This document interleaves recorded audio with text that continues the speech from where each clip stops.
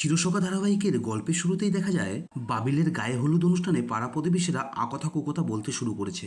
এটা শুনে নতুন আগত অতিথিদের উদ্দেশ্য করে বলে, আপনারা তো এখানে গায়ে হলুদের অনুষ্ঠানে এসেছেন তাই না? তাহলে আপনারা অনুষ্ঠানেই মন দিন না, অন্য আকথা কুকথা বলে আপনাদের লাভ কি? নতুনের এমন কথা শুনে উপস্থিত সবাই তো হতভম্ব হয়ে যায়। আর এরপরই আলোচনা শুরু হয় যে কোনো সময়ই এখানে মিঠিল চলে আসবে। আর এটা শুনেই রেশমি বলে ওঠে, ওমা, মিঠিল এখানে আসবে বাবিলের গায়ে হলুদের অনুষ্ঠানে? রেশমির এই কথা শুনে নতুন রেশমিকে প্রশ্ন করে বলে, কেন মিঠিল আসতে পারে না এখানে? আর এখানে সবাই যখন আছে তাহলে মিঠিল কেন আসবে না? নতুনের এই কথা শুনে রেশমি নতুনকে বাঁকা সুরে বলে ওঠে, না মানে মিঠিলের সাথে তো বাবিলের বিয়ে হওয়ার কথা ছিল, আর তার বদলে তো এখন অন্য একটা মেয়ের সাথে বিয়ে হচ্ছে, তাই তারপরেও কি মিঠিল এখানে আসবে? আর তাছাড়াও বাবিলের তো আজকে গায়ে হলুদ, সেই বাবিলই বা কোথায়? তাকেও তো আজকে এখানে দেখতে পাচ্ছি না। এটা শুনে মিঠি তখন উত্তর দিয়ে বলে, কেন, হলুদ কোটায় কি ছেলেরা থাকে নাকি?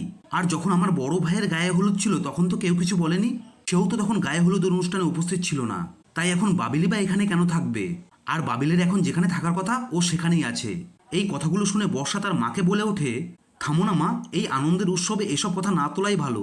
এরপরে অনন্যা রেগে গিয়ে বলে ওঠে, এই বাড়িতে সবার যখন এতই মন খারাপ তাহলে এই অনুষ্ঠানটা করার কি দরকার ছিল?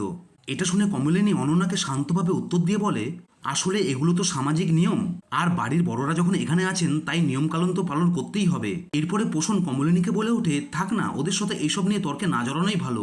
এরপরে নতুন বলে ওঠে, কেউ যখন কিছু জিজ্ঞাসা করছে তখন তো তাদের উত্তর দিতেই হবে না? আর ছেলেমেয়েরা তো তাদের নিজের ইচ্ছে মতন বিয়ে করবে, সেখানে আমাদের আর কি করার আছে? এরপরে আবারও পাড়ার মহিলারা কানাঘুষো করতে শুরু করে। তারা বলতে শুরু করে, এতদিন জানতাম মিঠিলের সাথেই বাবিলের বিয়ে হবে, আর এখন অন্য কারোর সাথে হচ্ছে। এটা শুনে নতুন রেগে গিয়ে তাদেরকে বলে, হ্যাঁ, বাবিলের বিয়েটা অন্য কারোর সাথেই হবে, আর বিয়ের দিনই আপনারা কনেকে দেখতে পাবেন। এরপরে হঠাৎ কনে বদল নিয়ে অনন্যা প্রশ্ন করে বলে, বিয়ের আগে যে কারো মন পাল্টে যায় সেটা আমার জানা ছিল না, যাক, যা হয়েছে ভালোর জন্যই হয়েছে, আর মানুষের মন তো যখন তখন পাল্টাতেই পারে। এটা শুনে বর্ষা বলে ওঠে, না মামি, এসব কথা এখন থাক, কারণ বাবিল ওইদিকে মন খারাপ করে ঘরে বসে আছে। এটা শুনে অনন্যা তখন তাচ্ছিল্য করে বলে, মন খারাপ কেন থাকবে না ওর? একদিকে পাত্রী বদলে গেছে, আবার শুনলাম মিঠিল নাকি ওর সাথে চিট করেছে। অনন্যার এই কথা শুনে কমলিনী তো রাগে গজগজ করে অনন্যার দিকে তাকিয়ে থাকে। এরপরে রেশমি বলে ওঠে, কয়েকদিন আগে বাবিল যখন হাসপাতালে ছিল তখন তো মিঠিল সেখানে এসেছিল।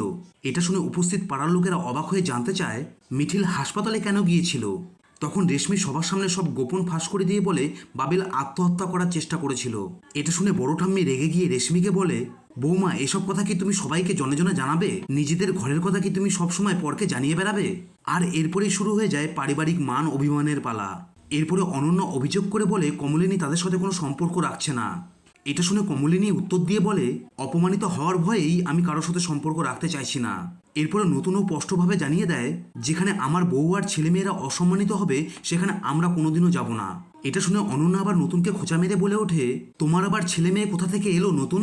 এটা শুনে নতুন রেগে গিয়ে উত্তর দিয়ে বলে, আমার বউয়ের ছেলে মেয়ে মানেই আমার ছেলে মেয়ে, আর একজন নারী যদি আগের পক্ষে সন্তানকে মানুষ করতে পারে তাহলে আমি কেন পারবো না? এরপরে অনন্যা তার মৃত ছেলের প্রসঙ্গ তুলে এনে সবাইকে দোষারোপ করতে শুরু করে। আর এটা শুনে কিষাণু প্রতিবাদ করে উঠে বলে, আপনি যদি মনে করেন আপনার ছেলের মৃত্যুর জন্য অন্য কেউ দায়ী তাহলে তাকে আইনের হাতে তুলে দিন। অকারণে মানুষকে এভাবে সবার সামনে অপমান করবেন না, প্রয়োজন হলে আমি আপনাকে আইনি সাহায্য করব। কিষাণুর এই কথা শুনে রেশমি ও অনন্যা পুরো জব্দ হয়ে যায়।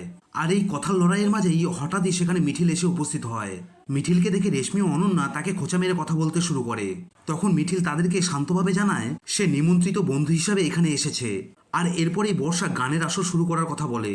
আর এরপরেই গায়ে হলুদ অনুষ্ঠানের গান শুরু হলে সবাই আনন্দে মেতে ওঠে।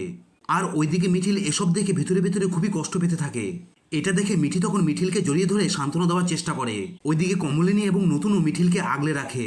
আর এভাবেই আজকের গল্পটি এখানেই শেষ হয়ে যায়। তো বন্ধুরা, আজকের পর্বের রিভিউ আপনাদের কেমন লাগলো অতি অবশ্যই আমাকে কমেন্ট করে জানাবেন।